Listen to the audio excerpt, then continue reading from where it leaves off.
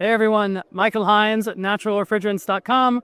I'm here in Phoenix at IIAR 2025, and I'm with Hernan Hidalgo from Danfoss. He's the sales director, and Hernan's a popular guy because yesterday he gave a presentation about NeoCharge, a new product from Danfoss designed to help cut the charge in CO2 and ammonia systems and increase efficiency, or just cut the charge in ammonia. And the charge cup. Yeah. Okay. And Hernan's going to walk us through the system, which is right behind us, let us know how it works, and also how it's been benefiting folks. All right, Hernan, can you please let us know, first off, what we're looking at? Well, thank you very much for this opportunity to talk to you guys about NeoCharge. It's a technology that we released last year, and I would like to give you a tour of what the technology is and what the benefits could be. So here we have three pieces of equipment. So we have a control panel that is available as a retrofit or for greenfield projects. And basically that has the machine learning algorithm that allows us basically to address two streams in our refrigeration industry. Whether it's a DX system or it's a recirculated system, there is lots of benefits to it. So let me explain to you what the components are and then what you accomplish with it. Awesome. So we have here the panel. This is the retrofit panel. So it's if you have an existing plant, then you can just install it outdoors or inside the engine room. Then we have here the Neo sensor, which is basically having the secret sauce of the technology as well. So combining the pressure, the temperature of the refrigerant, and the Neo sensor, all those three signals go into the panel. And then from the panel, basically, we are actually feeding the right amount of liquid to the evaporator to achieve zero superheat on a DX or the most or the potential highest efficiency of a recirculated evaporator, which is probably 1.2 to 1 or 1.3 to 1. So the actuator is a brand new one released last year. Well, it's not that new, but relatively new. Is the ICAT-B, which basically have a much higher resolution, and that actually allows us basically to be very accurate in feeding the liquid into the evaporators. Here we have a mock-up of an evaporator. So this is just to illustrate how easy it is to install the Neo sensor. There is no welder required, so it's very easy. It's just a clamp on, and it's available with the different sizes of tubes that an evaporator may have.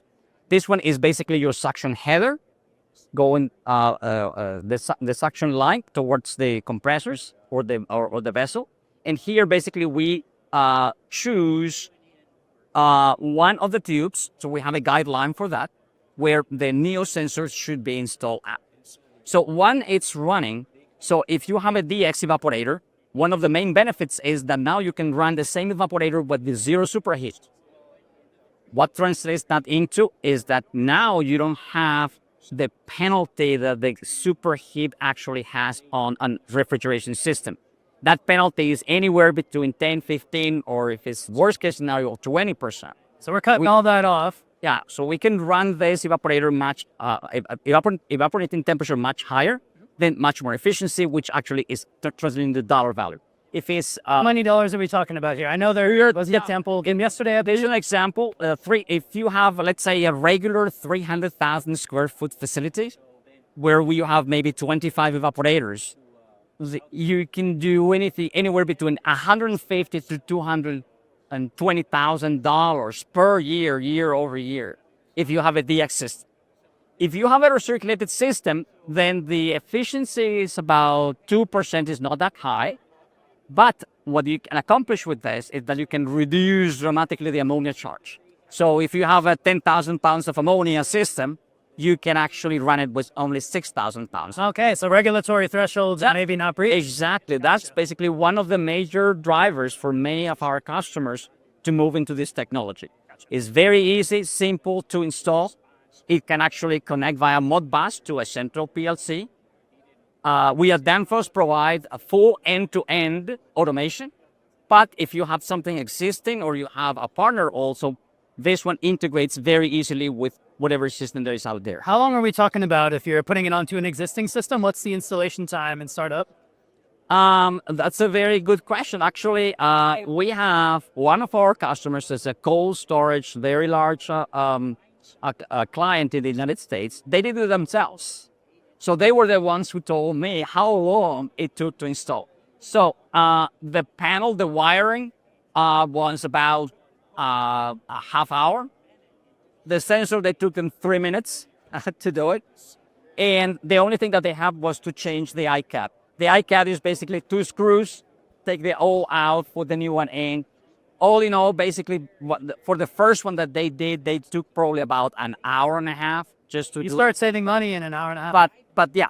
So, of course, when you do it at a large scale, then they have to mount maybe the panels, so maybe there is some drilling to do. Okay. But beyond that, it's extremely easy, basically, to integrate it into an existing system. All right. And you were saying this product has been available in Europe since 2023. It came to the US in 2024. So we basically introduced at the IIAR last year in 2024.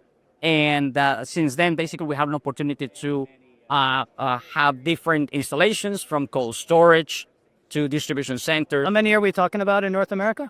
We have about 4 installed right now. Okay. And growing. So, and the 4 in distribution centers or 4 total? 4 total, so 3 were distribution centers, cold storage, and 1 is a food processing plant. Okay. Yeah. Awesome. Any more in the pipeline you can share? Or? There is more coming up, but for the time being, we are very excited about what we have today, and hopefully we have a best opportunity or next opportunity to talk to you about what is coming up. Awesome. We're looking forward to that conversation. Thank you. Thank you.